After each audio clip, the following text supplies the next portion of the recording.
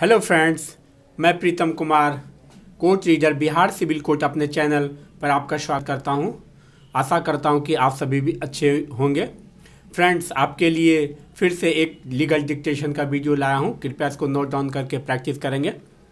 Friends, अगर आप मेरे चैनल पर नए हैं तो कृपया मेरे चैनल को लाइक एंड सब्सक्राइब जरूर करें ताकि आपको शॉर्ट हैंड डिक्टेशन का दूसरा वीडियो जल्द ही मिल सके और आप अच्छी तरह बिहार सिविल कोर्ट एग्जामिनेशन का तैयारी कर सके।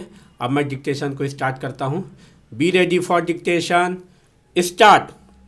Defendant number 1 did not appear in the suit despite notice. Stop.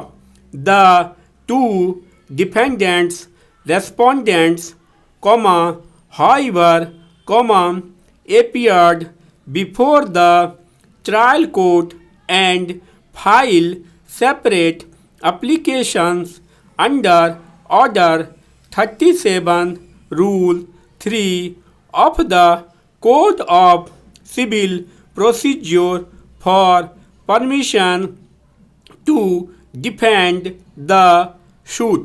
Stop. The defendants' applications were based on a number of grounds, but we may only advert to the one that seems to have weight with the High Court. Stop. It was contended on behalf of the respondents that since the plaintiff appellant had got a promissory note executed in its favor by the borrower defendant number 1 and had further made the borrower create an equitable mortgage in its favor by deposit of title deeds, they would be absolved of their liability in terms of Section 139 of the Contract Act. Stop. Accordingly to the respondents, their plea gave rise to a tribal issue and they, accordingly, sought permission to file their written statements and contest the suit. Stop. Para change.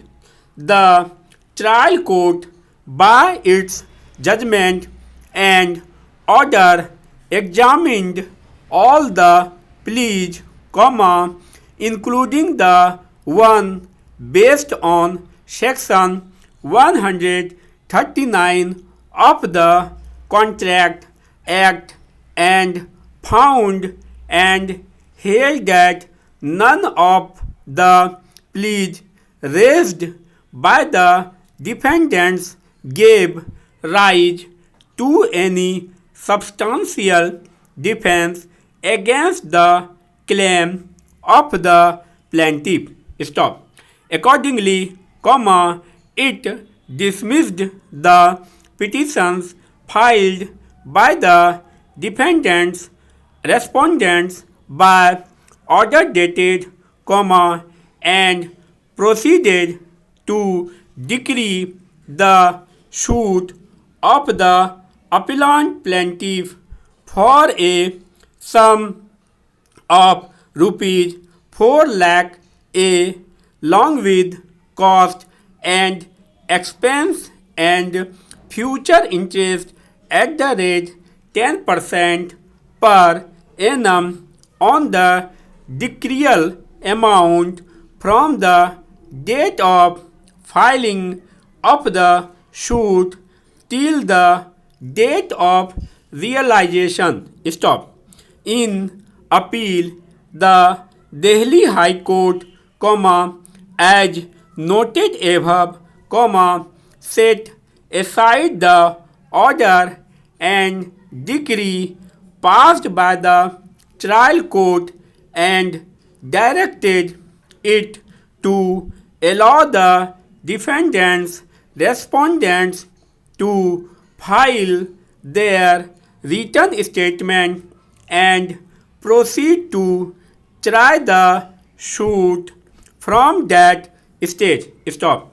The High Court noted that relying upon Section 139 of the Contract Act, a contention was raised by the respondents that for recovery of its loan from defendant number 1, the principal borrower, the plaintiff should have taken recourse first by either seeking to give effect to the promissory note or by enforcing the equitable mortgage. Stop. Neither of these remedies which were upon to the plaintiff were taken. Recourse to end the recovery was sought to be made straightway from the appellants. Stop. The High Court further held that the trial judge fell into error in holding that Section 139 of the Contract Act had no application to the facts of the case. Stop. According to the High Court, this was beyond the scope of deciding an application for leave. Stop.